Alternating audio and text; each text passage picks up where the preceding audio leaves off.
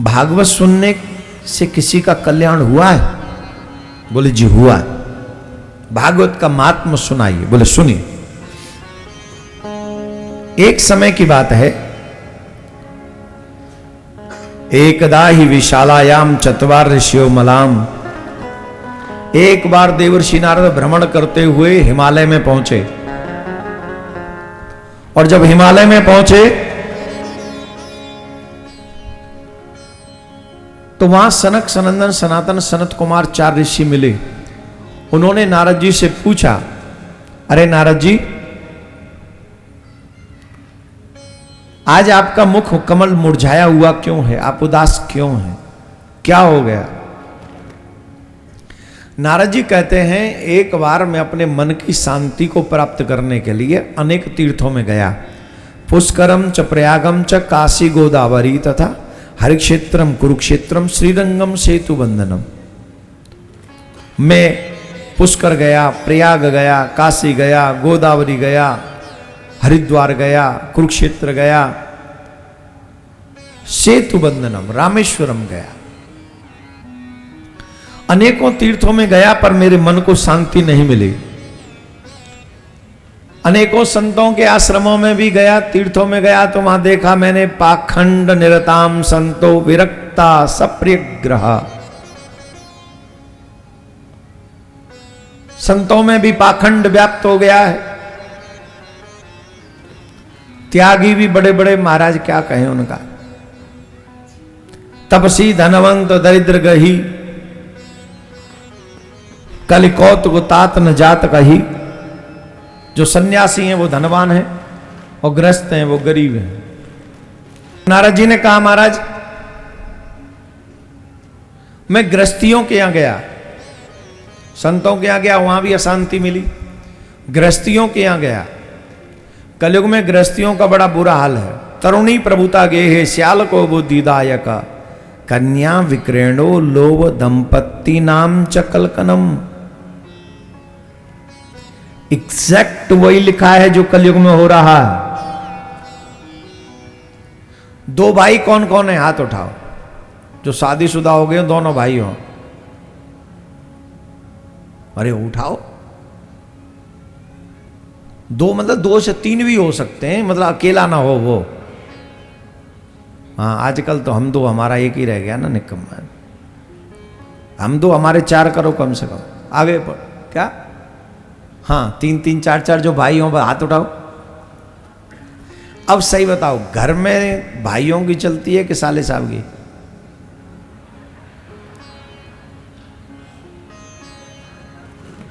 यहां लिखा है श्याल को बुद्धिदायक। गृहस्थियों के घर में साले साहब सलाह देते हैं कलयुग में। जबकि हमारे यहां क्या कहते हैं? चाहे भैया कितना दुश्मन हो पर भेद छुपाना ना चाहिए। चाहे पत्नी कितनी भी प्यारी हो, गुप्त भेद बताना ना चाहिए। जो यहां देवियां बैठी, मैं उनसे नहीं कह रहा हूं, आप तो बहुत अच्छी हैं, पर प्रॉब्लम यह है कि देवियों में राज छिपता नहीं। तो बोले महाराज श्याल को बुद्धिदायक। कलयुग में साले साहब तो बुद्धि देंगे, सलाह देंगे, और इतना पाप बढ़ जाएगा कलयुग में कि लोग अपनी बच्ची का कन्यादान करने की बजाय उसे बेचेंगे। यहां पर बैठे हुए लोगों ने ये मैसेज सुना है कि नहीं सुना है? सिर्फ इतना बता दो, सुना है कि नहीं? गलत है, लिखा है ना। ये कलयुग की दुर्दशा होगी। व्यक्ति के चरित्र में गिरावट आती चली जाएगी। तो मेरा मन अशांत हो गया महाराज। तब मैं वृंदावन गया, और जब वृंदावन गया, वृंदावन में जाकर मैंने एक दृश्य देखा। तताश्चर्य मयाम दृष्टाम श्रूयताम तन्मुनीश्वरः एकादु तरुणी तत्र निषण्णा खिन्न मानसा। एक तरुण युवान स्त्री को मैंने वहां देखा। उस युवान स्त्री के पास में दो वृद्ध पुरुष अचेत पड़े हुए थे। उन दोनों वृद्ध पुरुषों को देखकर वो स्त्री रो रही थी बड़ी जोर जोर से, बड़ी जोर जोर से रो रही थी वो। मेरे मन में दया आई कि मैं जरा पूछूं क्यों रोती हो, पर फिर मेरे मन में एक भाव आ गया कि स्त्री है, मैं पुरुष हूं, कहीं ऐसा ना हो पूछे बाबा तुम्हें क्या मतलब मैं रोऊं चाहे हंसूं। ये सोच के मैं जाने लगा, और जब मैं जाने लगा तब उस स्त्री ने मुझे आवाज लगाई, भो भो साधु क्षणं तिष्ठ मा चिंतामपि नाशय दर्शनम तव लोकस्य सर्वथा गहरम परम। उस देवी ने कहा रुकिए महाराज, साधु आप रुकिए, आप जैसे संतों का दर्शन करके मनुष्य के जन्म जन्मांतर के पाप नष्ट हो जाते हैं। कोई कितना भी दुखी क्यों न हो,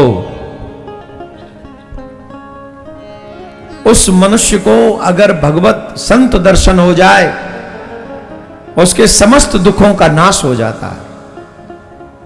मैं भी एक दुखियारी हूं, महाराज मेरा भी दर्द सुनो। नारद जी ने पूछा देवी तुम कौन हो? तो नारद जी से कहा उस देवी ने, अहम भक्तरितिम ख्याता इमोर्मेर तनयोर्मतो ज्ञान वैराग्य नामानो काल योगे नजर जरो। महाराज मेरा नाम भक्ति है और ये दो मेरे पुत्र हैं जिनका नाम है ज्ञान और वैराग्य। जब मैं वृंदावन में आई हूं तो ये वृंदावन में आकर मेरे पुत्र वृद्ध हो गए, ज्ञान वैराग्य। कौन कौन गया वृंदावन में? वृंदावन से प्यार किस किस को है?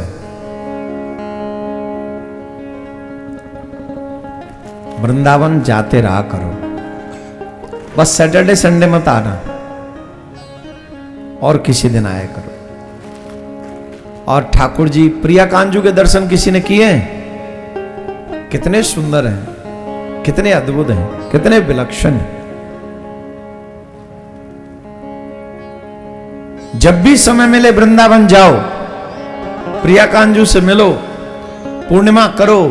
11 पूर्णिमा करने पर प्रिया कांजू तुम्हारी प्रत्येक मनोकामना पूर्ण करते हैं। वहां ज्ञान वैराग्य नहीं, वहां संबंध बनाने की, वहां प्रेम की बात है।